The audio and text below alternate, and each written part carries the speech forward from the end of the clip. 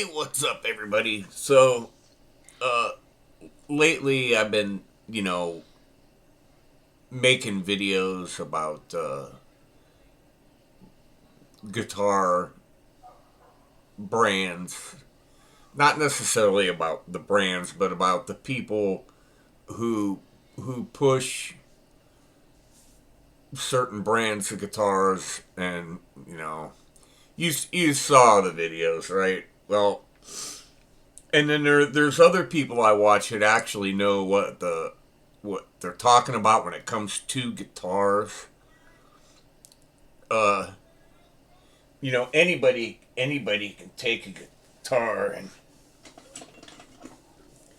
they can get their rulers out and start making measurements and telling you what they are, and doing all this, the lengths of the scales and the hooks in the mouth and stuff. But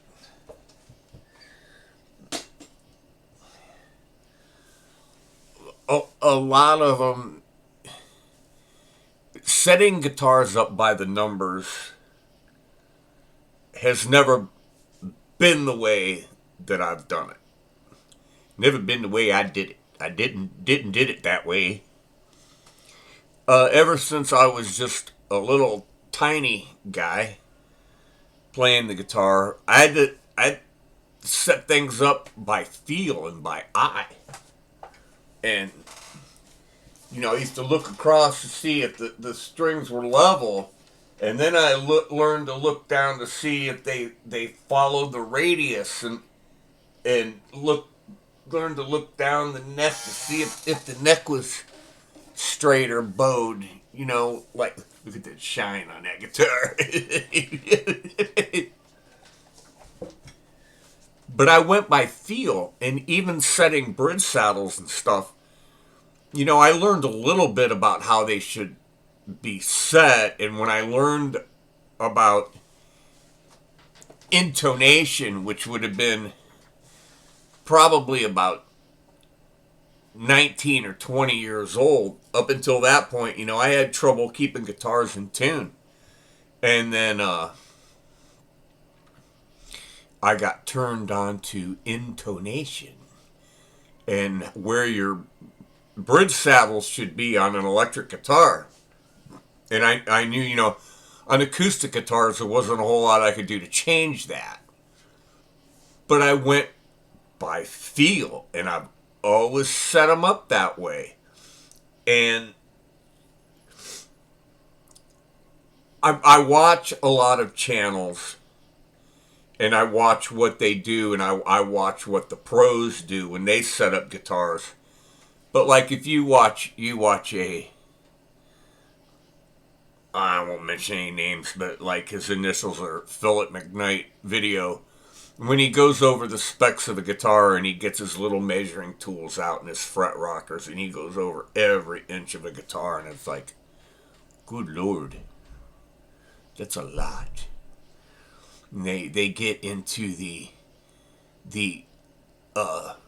resistance and resistors and the capacitance and capacitors and the potting and the pots, and they get into all that stuff, and it's like, you know,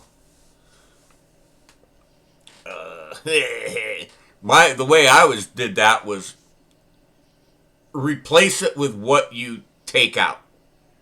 If you have a volume pot go bad, and we used to have a legitimate electronics store in Ashtabula called Sesco. It was Sims Electronics something company. And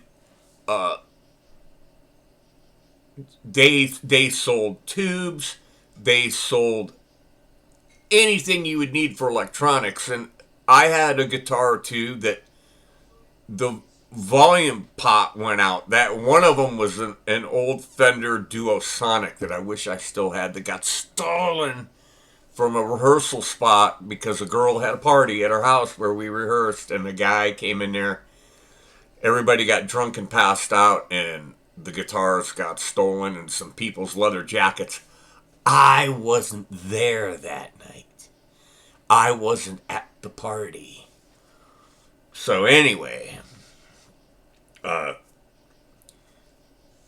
would take that pot out and go to the electronics store and give it to the guy, and he'd look at it and he'd go to his drawer of volume pots and open it up and pull it out and pull one out and bring it over to me and say $1.75, whatever it cost.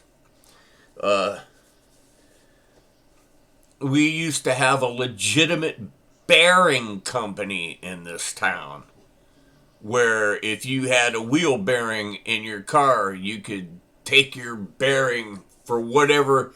If you had a pillow block that had a bearing, or you had anything that had a bearing, you could go to this bearing company with your old broken bearing and give it to them, and they'd look at it and they'd go to their shelves and their racks with their numbers, and they'd pull out a bearing and they'd bring it down and set it on the counter, and you could buy it.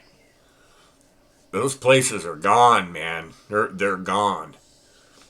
But I always set things up by feel and by eye,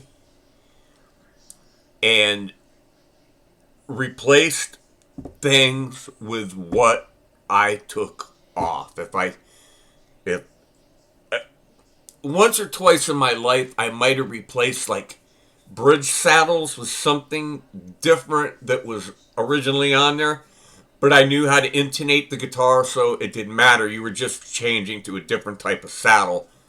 You just had to re-intonate. And setting up by feel has served me well over the course of my lifetime. However, in the days of people getting more critical and fussy and picky, I done did something. I done did it. And I done and went and bought not my first tools, because I've got a fret crowning file and I've got a beam for leveling frets, and I've got tons of tools. I mean,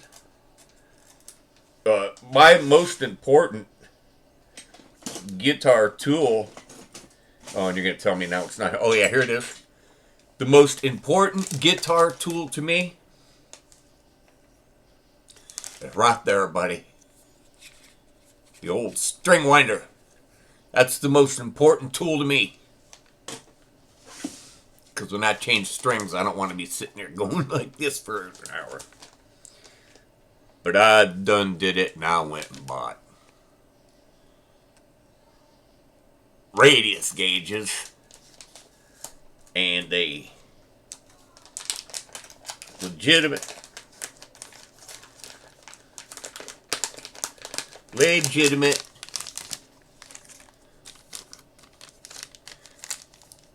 and I've got machinist scales that are laid out in 64th, but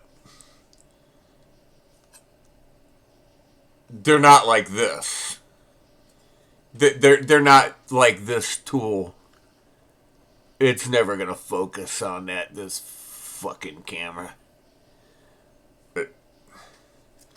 And then on this side, it's got string action at 12th fret, electric guitar, acoustic guitar, bass guitar. It's got 30 seconds and 64s all on there on that side, so you can put it in there and down there. But it's got these black marks that are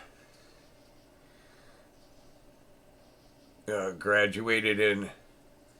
Let's see. Okay, on this side it's millimeters. String action ruler, inches, millimeters, And so anyway, that's what you got. So I can take this now and go like that and say that it's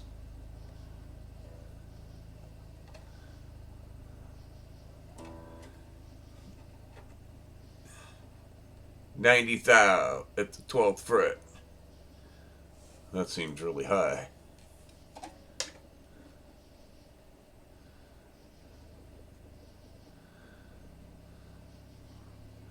So what would this be? 2.5 millimeters. So anyway, well, I could learn to use this. Learn to use this. Millimeters. Inches. And you know, I've got micrometers and stuff, but you know, they don't work as fancy as this.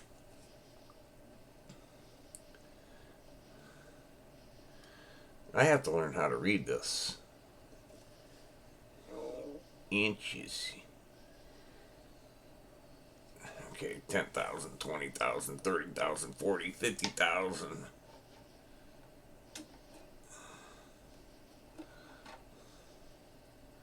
If I go by 64ths over here, where's my 64ths? 30 seconds. 64ths. 1, 2, oh God. 1, 2, 3, 4, 5 64ths. That's I gotta learn how to use it. But here's the cool thing. I've never had these radius gauges, and they only go up to 14 in this set. And this guitar right here, the fretboard radius is actually 15.75, but you know what, that 14 almost looks like it does it. Don't tell me Ebenezer lied.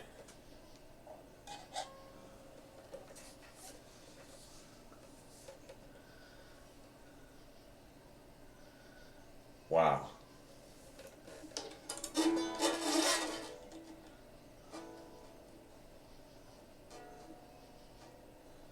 Yeah.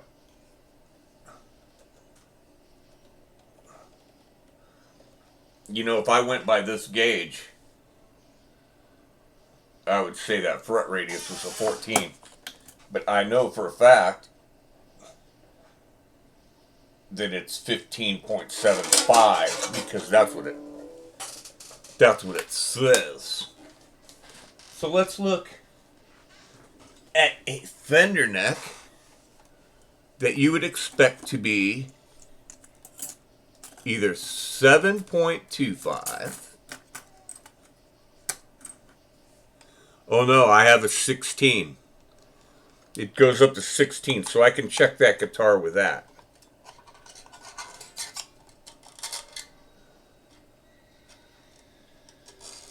Okay, get under all the strings.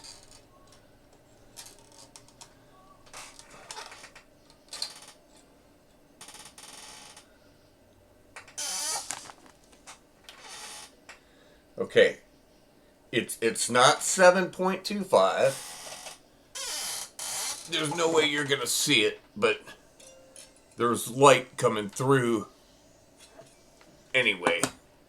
So, alright, we all know a Fender normally is 9.5. There's even a 20.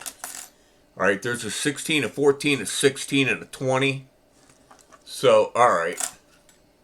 So here's the 9.5. Here's the 9.5, and this is what you would expect the radius of a Fender neck to be.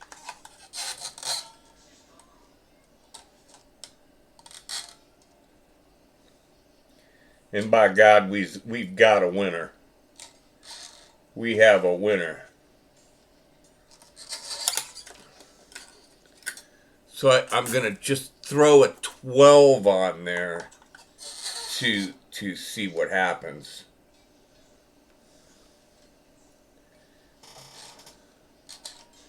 Well, that's very deceiving.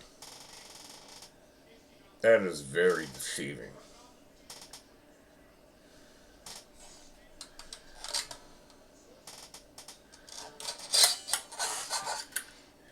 Yes, indeedy. Now let me put the 12 on here.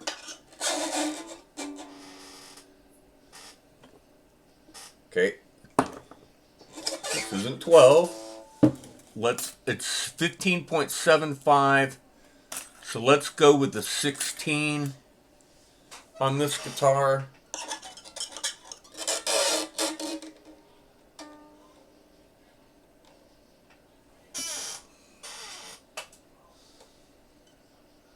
So yeah, that seems dead on for. So let me look at that 14 again. 14. You know, the difference between 14 and 15 is going to be really hard to tell the difference. Alright, so there's some light coming through there.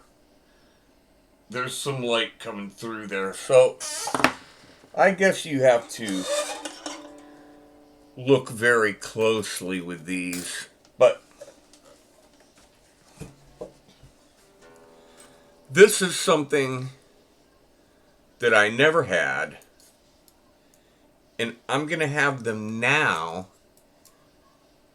because the next time I do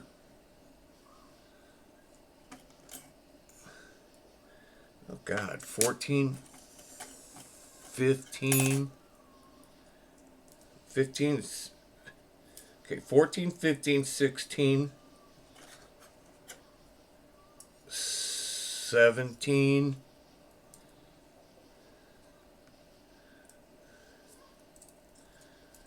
okay, so they go 17,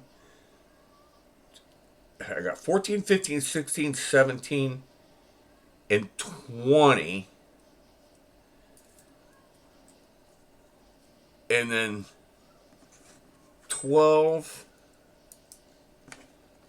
10, 9.5, and 7.25. Okay, so I've got 7.25, 9.5, 10, 12, 14, 15, 16, 17, and then it jumps to 20. So those must be the common radii for guitar. The guitars. So there's that. So when I'm dressing frets, at least I know what fret radius I'm dealing with. Now, the next challenge is to be able to cut a radius block at the radius I want. And DKG Customs built a thing on his table saw for doing that was god awful complicated. I know I can do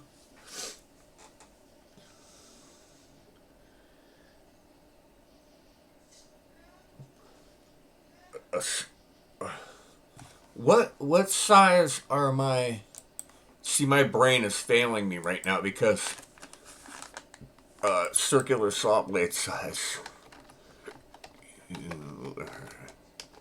Saw blade size. I'm going to say it's 7 1/4.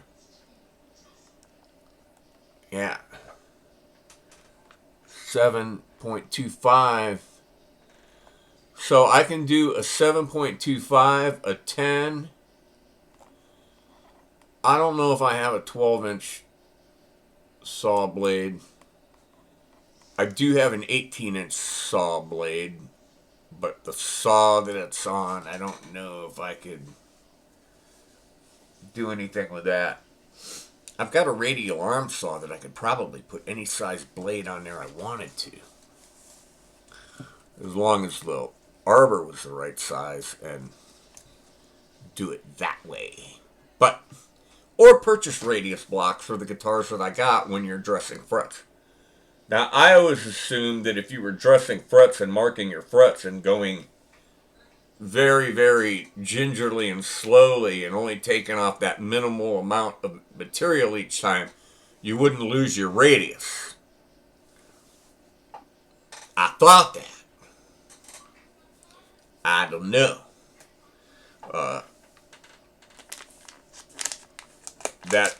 That's an interesting question for some of you luthier types that know a bit about that. You can let me know. So, all right, that's it. I got some official tools to work on string height and radius. Not like I'm going to change the radius of a fretboard. Heavens no. But anyway, there we are. So, hey, thanks for watching the Blues Band, the Blues Project.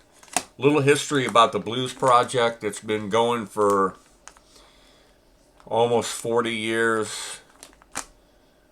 It has donated all of its proceeds to Hospice of Western Reserve, which is Northeast Ohio.